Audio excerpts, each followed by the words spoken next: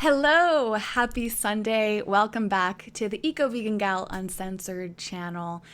I'm so thrilled to be back in the rhythm of this channel. And I'm especially excited today because I had an inspiration to do a type of video that I've never done before. And actually, I got a lot of inspiration today in just the past few hours. So I feel very pumped, energized, excited to make videos, which is such a good feeling as I'm ramping up my content to be more consistent, which as I spoke about a couple of videos ago, I think that's a huge aim of mine with the entire Eco Vegan Gal brand. And today, my thought was that I really wanted to share pieces of some of the books that I've been reading. I've been reading some incredible books. I've put so much emphasis on reading lately. Let me know in a comment if any of you have been reading a lot, and if so, tell me some of your favorite books that you've been reading. Really, in the past year, books have started to play such an important role in my own personal development. So I've been focusing on books around business, around self-growth, around spirituality. I've learned so much. It's taught me a lot of lessons. These books have shown me how to speak about things that were already in my heart, but I felt like I couldn't quite verbalize. And I just feel so eager. I'm literally reading like probably 3 or 4 books at once right now. I would like to focus on one at a time and complete each of them, but I've been finding it's been really nice just switching off of each book, like whichever one I feel more compelled to read. I don't know if that's interrupting my ability to really grab the message and focus on them, but I'm learning so much. And I'm one of those people that when I read, I like to highlight. Any of you out there like to highlight books when you're reading them? I prefer from an eco-friendly standpoint, from more of a convenient standpoint, to read books digitally through my iPad. And you actually can highlight and leave notes on there. But I also have really been enjoying the process of using an actual highlighter marker on physical books. And I feel very grateful to have been gifted a lot of books lately. Especially, I want to give a shout out to Jason Robel, because since he is now a Hay House author with his book Eternity. Let me show you that real quick so I can give him a little shout out. If you haven't seen this yet, my dear, dear friend Jason released this book about a month ago, and it is part of the Hay House family. And if you're not familiar with Hay House yet, it is easily, right now in my life, my favorite publisher. Every book that they publish, I feel so connected to. All of their authors are absolutely incredible. So what I'm going to do today is share with you some random highlights from 6 books. I almost did this. 6 books that I've been reading, almost all of which are from Hay House. Actually, I think 4 of them are from Hay House and 2 are not. All of them I've been gifted, so I also want to have gratitude. They will all be linked to down below, but here's how we're going to do it. Right now, on the screen, you see a bunch of annotations. So if you're on your computer, sadly, you can't do this from your phone quite in the way that I would like you to, but if you're on your computer, you can click on these little annotations and choose which book you get to see a quote from. If you're on your phone, you can look in the description field below and click on the book that you want and the corresponding time code, and that'll jump the video forward to that place. So go ahead and do that right now. I'll give you a moment. And if you didn't click, you're in on my little secret, because you actually get to just listen to all of them. So I would love to know in a comment below how many of you just are watching this video all the way through.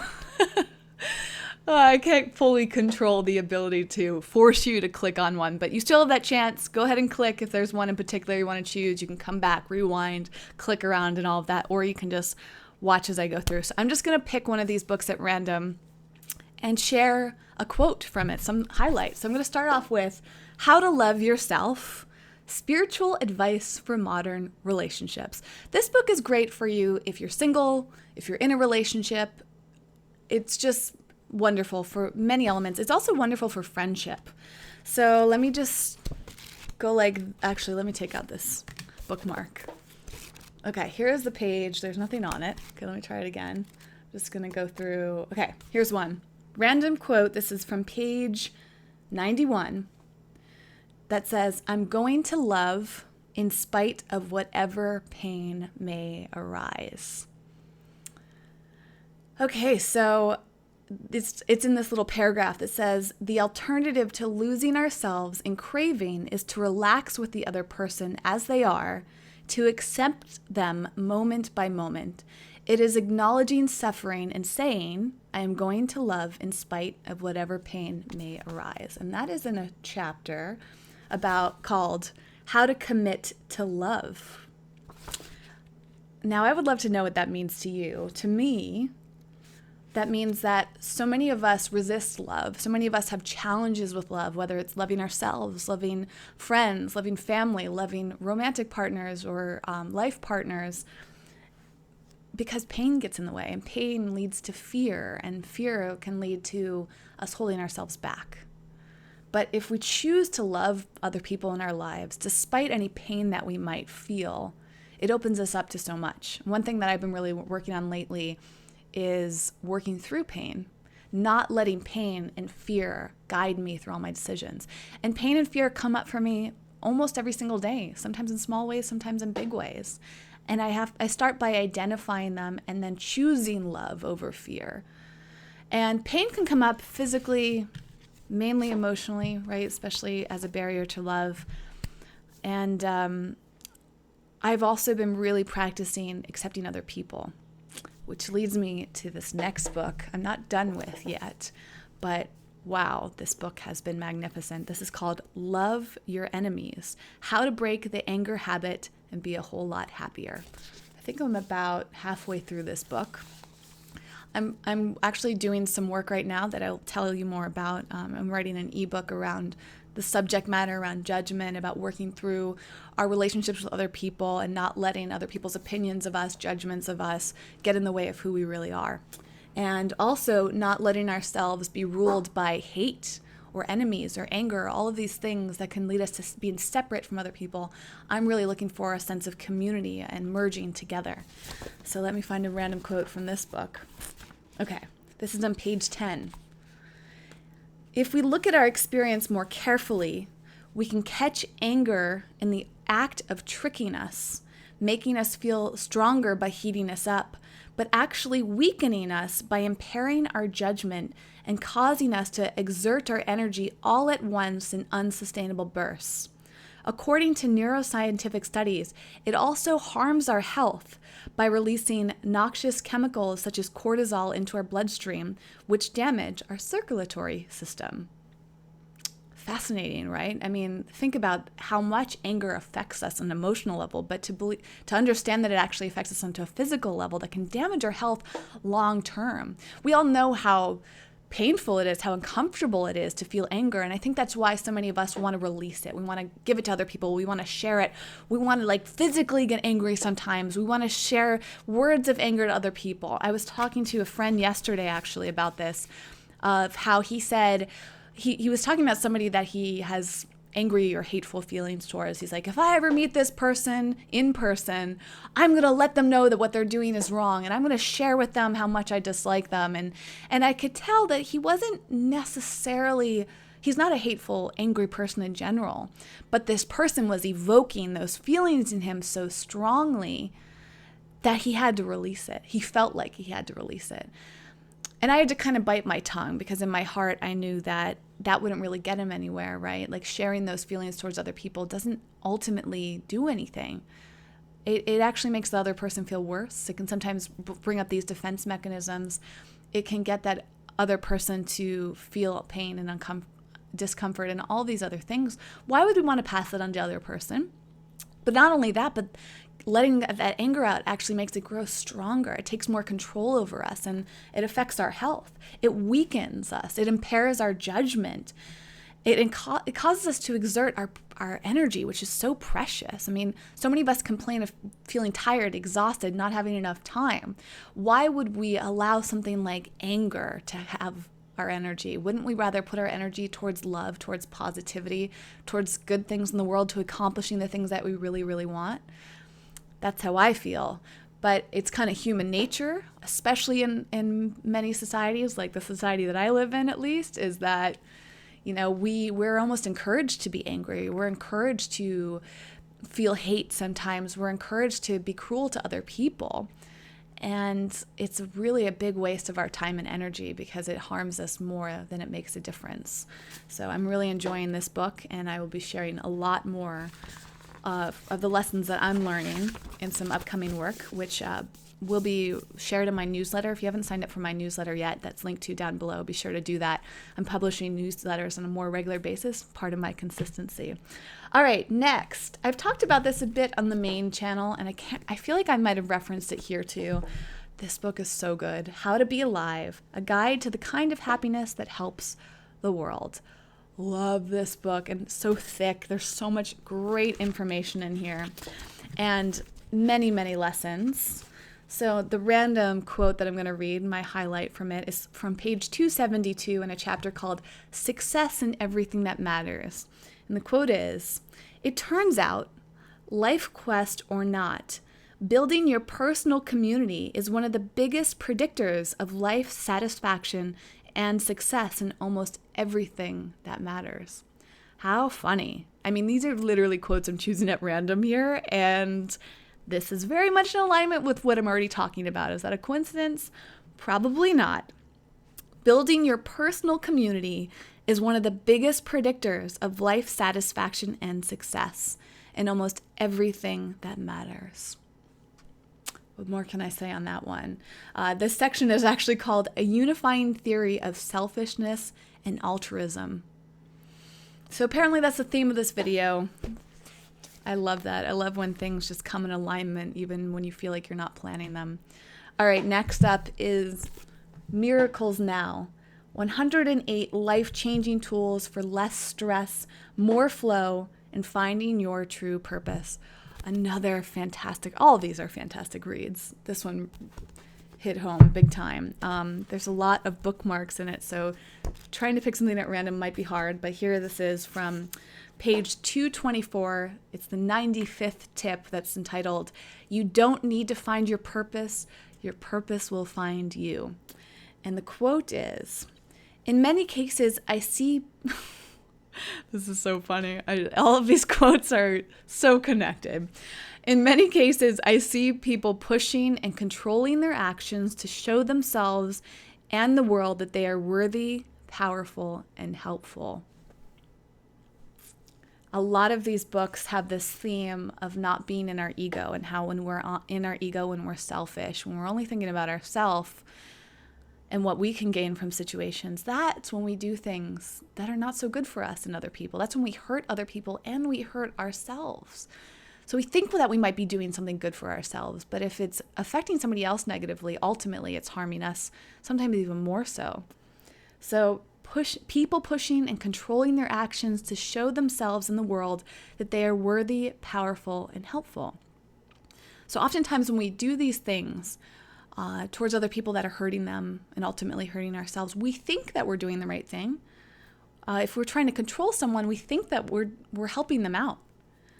We think that we might be proving that we're worthy, proving that we're powerful, proving that we're helpful by forcing somebody to do something or to think something that we think that they should do. But ultimately, it's pushing us away. And this quote goes on to say, "The ego makes us think that our purpose is outside of ourselves, hidden behind a credential, a job title, or an altruistic mission. The outside search for purpose can lead to a lot of inner turmoil. When we seek external signifiers of purpose, we often end up feeling hollow or disappointed." Wow. All right. Wow, I love, love, love that. It's so, so true. I've had to do a lot of work around this. Not seeking validation from other people, instead focusing in on myself. That's why I'm reading all these books, is they're teaching me that. They're teaching me to try to let go of my ego, which is incredibly challenging. It would have been handy to pull up some quotes from one of my favorite books I've mentioned so many times, A New Earth, Eckhart Tolle, maybe next time. That's so much about letting go of that ego. But that's a good transition into this next book, the 5th book, which is Living an Inspired Life, Your Ultimate Calling. So good. This is the very first Wayne Dyer book I've ever read, and now I'm like on a mission to read all of his books. He's written like 30 or 40. So prolific, so wise, and there's a lot of gems in this one. This one is on page 197 in a chapter called Your Spiritual Source Can Only Be What It Is. And this section in this chapter is called God is Abundance. And this is from, I think, the prayer of St. Francis. Let me read the whole section, even though I only quoted one line of it. We need to pray for the elimination of a perceived shortage and approach God in the style of St. Francis with words that go something like, make me an instrument of thy endless abundance, rather than asking God to fulfill something that's missing. In this way, we can summon his energy back to us rather than staying focused on what we don't have. If we focus on our thoughts of lack, we'll only attract more of the same. I'm a big believer in that. If you didn't know yet, I've been doing a lot of work helping other people learn how to make money, how to monetize their passions. And so much of this comes down to this very phrase of feeling like we don't have enough, of feeling like something's missing, of focusing too much on what we don't have instead of what we do have. So the quote that I highlighted there was, make me an instrument of thy endless abundance. And that's a little different. That's navigating away from what I thought was the theme of this video, but that's okay. It does still come down to security with ourselves. So much of our pain and our fear, our disconnection from community and other people comes from this internal feeling that we don't have enough or that we're not enough as people. That's why we distance ourselves from other people. That's why we put up obstacles and walls. We get in our own way. But when you trust yourself and when you tap into the universe, spirit, God, whatever you believe in that sense, you realize that there's abundance everywhere. Sometimes we just have to ask for it within ourselves or ask God for it or the divine, just asking for guidance with this, asking to be shown that. And sometimes asking other people too. If you have people in your life that you can turn to and say, hey, struggling with this, can you remind me how much abundance there is, that I don't have to worry about what I don't have. Help me focus on what I do have. And I think that also comes back around to this idea of hate and fear and pain. Those are about lack, often, especially fear. I mean, we're afraid that we won't have something. We're afraid that we don't have something, that we're afraid we're going to lose something. But instead, if we turn it around and think of all the love in our life, all the abundance in our life, we can see how much we already have. We're grateful for that. And the funny thing is that so many people will say is that when we focus on what we have right now, more will come into our life. And the opposite is true too. If we focus on what we don't have, we remain not having it. Sometimes we even have less. So that's something I've been practicing a ton. And it all comes down to this internal work. All right, are you ready for the last book? This one is probably the most recent one I received. This is called Unashamed. Drop the baggage, pick up your freedom, and fulfill your destiny. This is a very Christian-based book. And the quote I'm going to read is from page 40. It's in a chapter called The Power of Shame. And this section is called Separating Guilt from Shame. Huge. The quote that I highlighted here says, wrong behavior does not change our value or our worth. I'll read you the whole paragraph. Actually, this is leading from another section, but where it says, Scripture says, I am fearfully and wonderfully made. It does not say you are fundamentally flawed and worthless, which is the message of shame. It says you are fearfully and wonderfully made. It says you are an image bearer of God. Yes, our behavior and the behavior of others will fall short of God's standard, but that wrong behavior does not change our value or our worth, meaning that, sure, we're going to do things that perhaps we shouldn't be doing. We're going to do things that hurt us and hurt other people. We're going to make poor decisions and mistakes from time to time. But that behavior does not change our value or our worth. And that's where that shame is held, right? So all of these messages about anger and ego and scarcity, we'll feel that from time to time. Not only is it a very human characteristic, but it's also very built into our society. It becomes a habit. It's passed on to us through our family. It's passed on to us through our friends. It's passed on to us through so many messages, through the media. And it's easy for us to do things that aren't in alignment with us, our true selves. It's common for us to feel these negative emotions. It's easier said than done to not feel scarcity and not feel fear or hate and all of that. But the key is that when we feel those things or when we do things and then feel bad about them afterwards, we have to remember that that's not reflecting our value or our worth. Really, at the core, we are super valuable people. We have so much to share with this world, and we can't let our poor decisions get in the way of that. We always have to come back to ourselves. I've said this a number of times in my videos that one of the things that I've struggled with the most is feelings of not good enough. And I have really shamed myself and allowed other people in my life to shame me for doing the wrong things, for not doing things right, for not doing things perfectly, for flaws. That's why I felt so hurt by YouTube. Is like I'm putting myself out here vulnerably, and when I get a thumbs down, when I get a negative comment, when someone criticizes me, it feels really hurtful because it feels like shame. Not only do I need to release that, and that's why I'm reading these type of books, but especially things like this, and Brene Brown's book, like Daring Greatly, is fantastic. Actually, Christine Kane references Brene Brown several times in this book. Is not being attached to that feeling of shame and not feeling like when we are shamed or when we feel like we do something that we feel guilty about or isn't right or wrong, that's separate from our value. So when somebody criticizes me on YouTube, for example, one thing I'm really working on is not feeling like my value is diminished because I said something wrong or I did something wrong or I don't look right. All of these different things that I struggle with. They're such a superficial thing that's so much in the ego.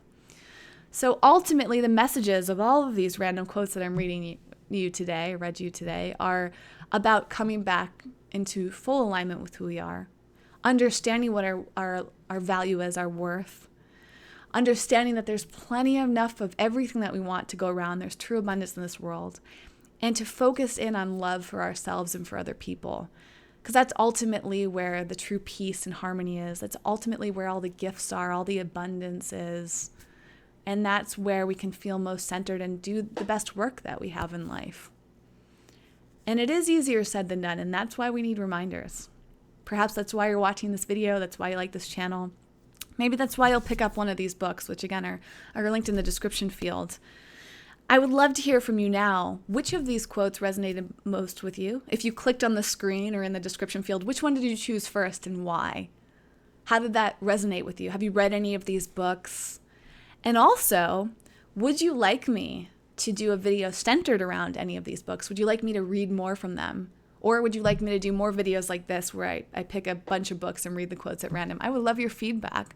Sometimes I feel like, I really have this desire to please and to help people. And yes, I can get in tune with myself and I can pull inspiration. But it also is really nice when you give me requests and feedback. And now that I'm building up my confidence and letting go of my ego enough where I can actually read the comments without feeling afraid, without taking in that shame, without letting negative comments, criticism get in the way of my own self-worth and value. Since I've been doing that internal work, I'm reading your comments more, and now I feel more connected to you again. And because of that, I would love to hear any of your questions, any of your thoughts, any of your suggestions, your requests.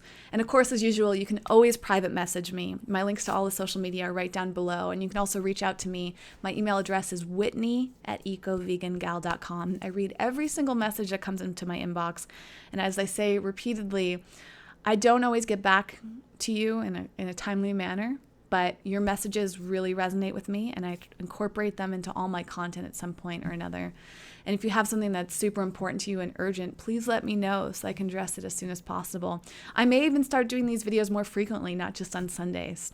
So anyways, I would love your feedback, whatever you want to say on this video, whatever I can do to support you, or anything that you want to share that would support me and other people. Please let me know in a comment, because your voice, your words matter so much they impact me and more people than you may realize. So share them, and let's continue this support system. We're in this together. We do this because of each other, with each other, and we need these reminders.